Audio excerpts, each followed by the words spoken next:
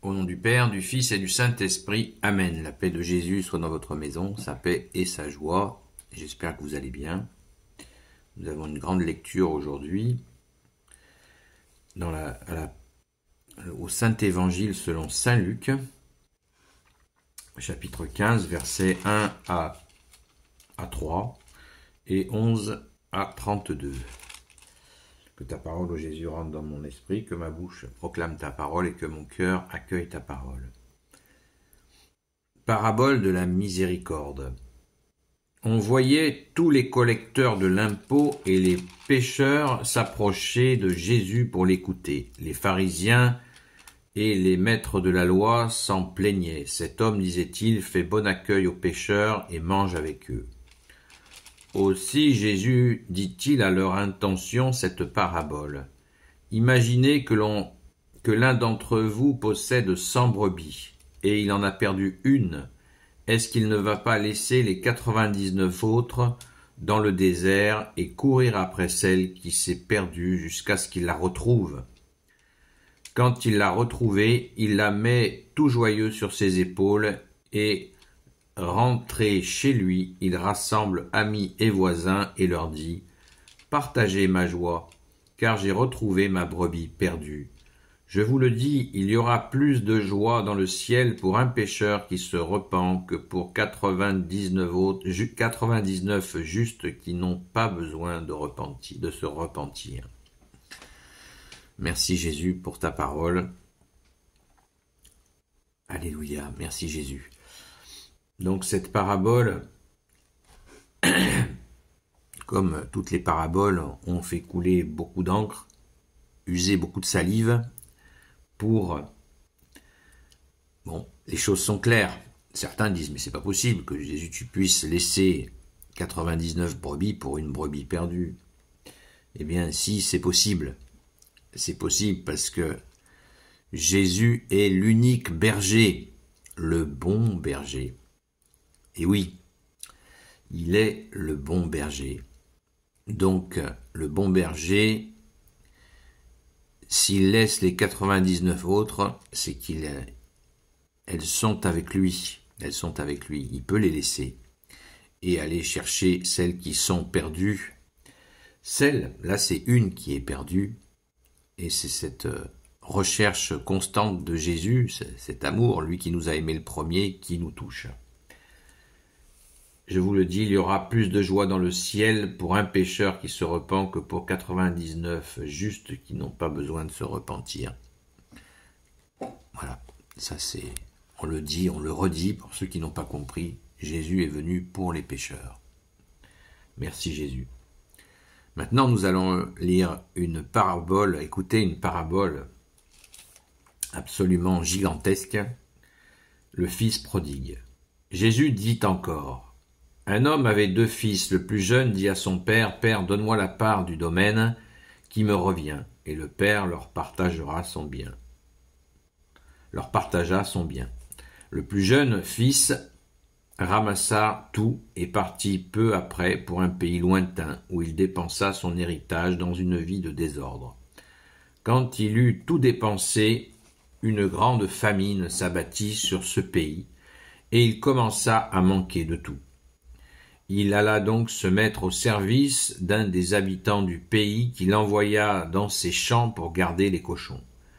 Là, il aurait bien voulu se remplir le ventre des caroubes que mangeaient les cochons, mais à lui, personne ne lui donnait rien. Il rentra alors en lui-même. « Combien d'ouvriers de mon père, se dit-il, ont du pain plus qu'il n'en faut. Et moi ici je meurs de faim. Je vais me lever, retourner vers mon père, et je lui dirai, « Père, j'ai péché contre le ciel et devant toi. Je ne suis plus digne d'être appelé ton fils, mais prends-moi comme l'un de tes ouvriers. » Il se mit donc en route et se retourna chez son père. Quand il était encore loin, son père l'aperçut et fut pris de pitié. Il courut se jeter à son cou et l'embrassa tendrement.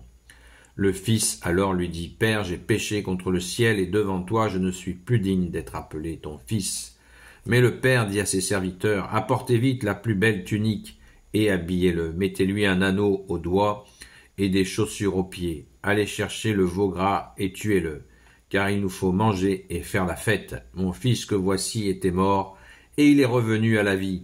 Il était perdu, et il est retrouvé. Et ils commencèrent à faire la fête. Le fils aîné était au champ, mais il finit par rentrer. Comme il approchait de la maison, il entendit la musique et les danses. Il appela l'un des garçons et lui demanda ce qui se passait. L'autre lui répondit « C'est ton frère qui est arrivé et ton père a tué le veau gras, car il l'a retrouvé en bonne santé. » Il se mit en colère, comme il refusait d'entrer, son père sortit pour l'en prier. Mais il répondit à son père « Voilà tant d'années que je te sers sans avoir jamais désobéi à un seul de tes ordres, et à moi tu ne m'as jamais donné un chevreau pour faire la fête avec mes amis. Mais lorsque revient ton fils, que voilà, celui qui a mangé toute ta fortune avec les prostituées, tu fais tuer pour lui le veau gras. » Le père lui dit « Toi, mon enfant, tu es toujours avec moi, et tout ce qui est à moi est à toi. C'est maintenant qu'il fallait faire la fête et se réjouir, car ton frère que voilà était mort, et il est revenu à la vie. Il était perdu, et il est retrouvé. » Merci Jésus. Alléluia. Voyez, parabole de la miséricorde. Merci Jésus, merci à ton Père très bon, merci à l'Esprit Saint. Cette parabole est extrêmement touchante et tellement vraie. Combien sommes-nous à rechercher l'herbe plus verte ailleurs, comme dit le proverbe, qui est très explicite. Combien sommes-nous à avoir essayé cela? Ça ne marche pas. Il y a un saint dont j'oublie le nom, qui me pardonne, qui disait « Apprenez à désirer ce que vous avez ». Waouh, tout un programme. Merci Jésus. Donc cette parabole de l'enfant prodigue est extraordinaire. Extraordinaire de miséricorde en ce temps de carême. Pour une bonne compréhension de la miséricorde, eh bien, il nous faut sans cesse la méditer et l'accueillir. Il lui met la plus belle tunique. L'habit a une place très importante. La plus belle tunique, c'est-à-dire qu'il le refait à neuf et il lui met l'anneau. L'anneau, c'est l'alliance. C'est l'alliance. Il a retrouvé la vie. Et c'est passé par un repentir. C'est extraordinaire.